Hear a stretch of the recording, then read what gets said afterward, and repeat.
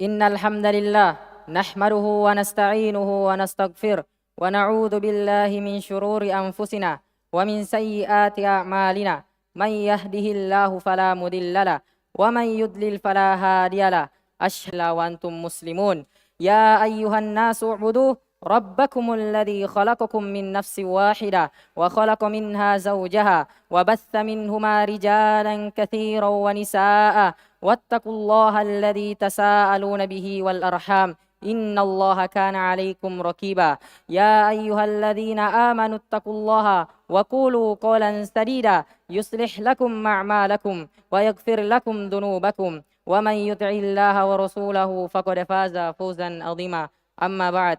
فإن أصدق الحديث كتاب الله وخير الهدي هدي محمد صلى الله عليه وسلم وشر الأمور محدثاتها وكل محدثة بدعة وكل بدعة ضلالة وكل ضلالة في النار. Jamaah Jumat yang semoga dirahmati dan diberkati oleh Allah Subhanahu wa taala. Allah Subhanahu wa taala berfirman pada ayatnya yang sangat mulia lagi agung, yaitu laqad kana lakum fi Rasulillahi uswatun hasanatun liman kana yarjullaha wal yaumal akhir wa dzakarallaha katsira. Sesungguhnya telah ada pada diri Rasulullah sallallahu alaihi wasallam itu suri tauladan yang baik bagimu, yaitu bagi orang-orang yang mengharapkan kedatangan hari kiamat dan mengharapkan rahmat dan kedatangan hari kiamat serta banyak mengingat Allah Subhanahu wa taala.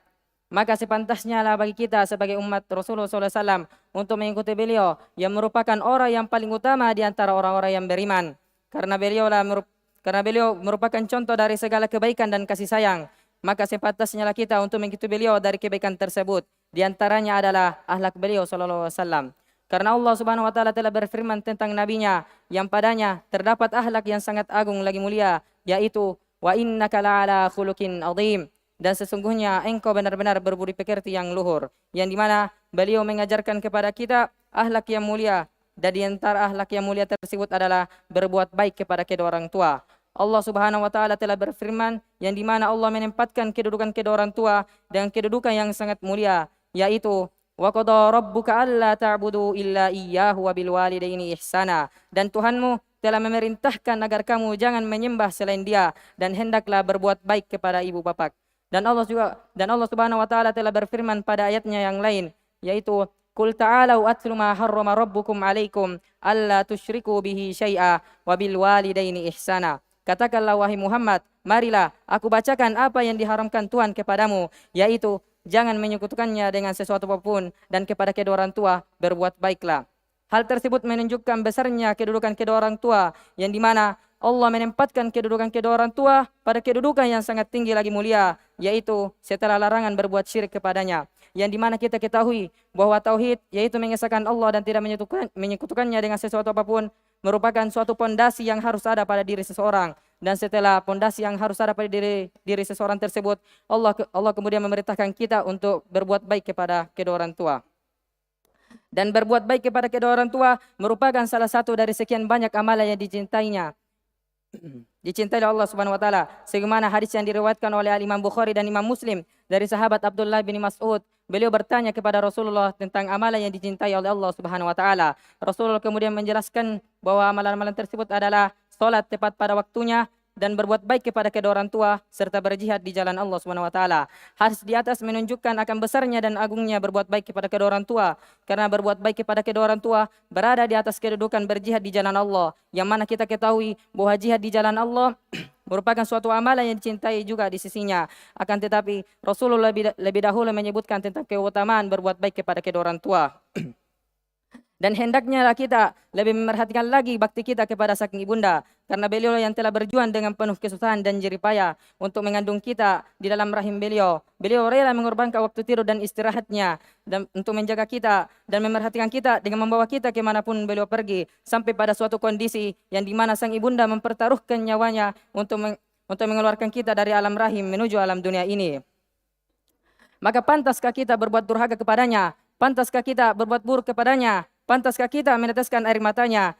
Karena tidaklah kita menjadi seperti sekarang ini kalau bukan dengan izin Allah melalui sang ibunda yang mempertaruhkan nyawanya tersebut. Jamaah Jumat rahimakumullah. Maka tak lupa pula kita untuk berbuat baik kepada sang ayah, karena beliau yang telah memberikan kepada kita nafkah dan pendidikan dan memberikan kepada kita pendidikan setelah pendidikan sang ibunda yang sangat berharga. Beliaulah yang mendidik kita untuk menjadi lelaki yang tangguh dan kuat.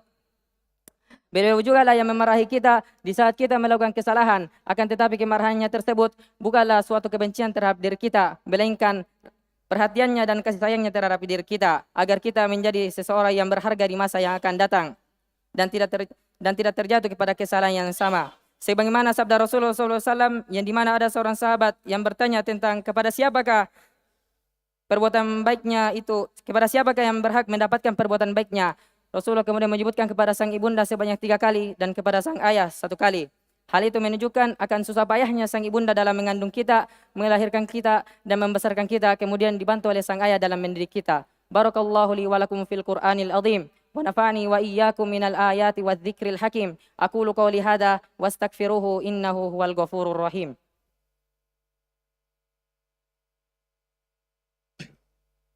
Alhamdulillah ala ihsani wa syukru lahu ala taufiqihi wa amtinani. Thumma salatu wassalamu ala nabiyyina Muhammadin wa ala alihi wa sahbihi ajmain.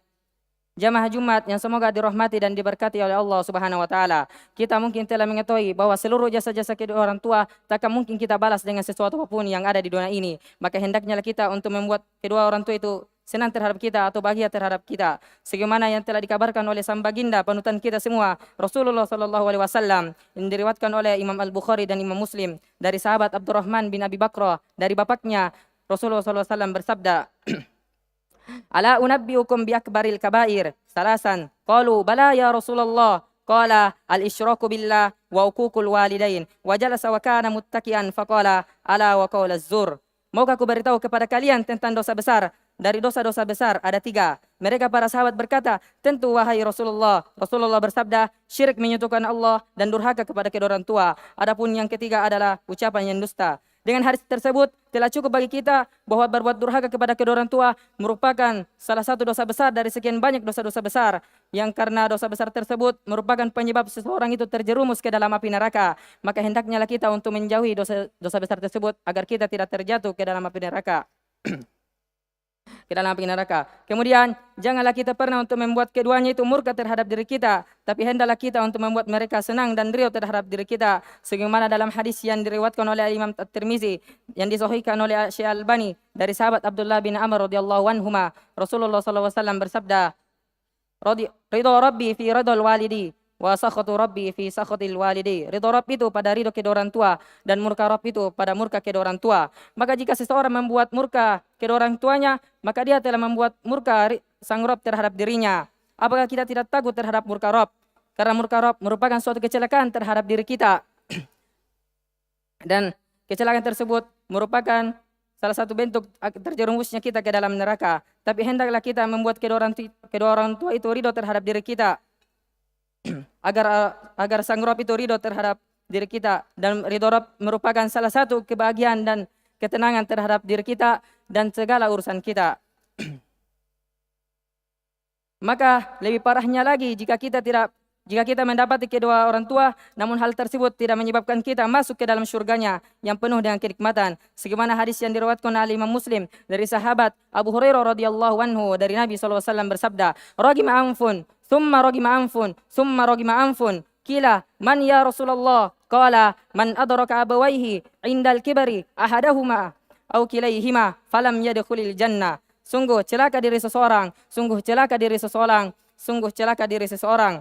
Para sahabat bersabda, "Siapa wahai Rasulullah?" Rasulullah bersabda, "Barang siapa yang mendapati ibu bapaknya yang sudah tua, salah satunya atau keduanya, tapi tidak membuat dia masuk ke dalam surganya." Maka dengan adanya hadis tersebut akan membuat kita lebih takut lagi karena mendapatkan kecelakaan dari murka Allah dan ditambah lagi murka dari sabda Nabi sallallahu alaihi wasallam.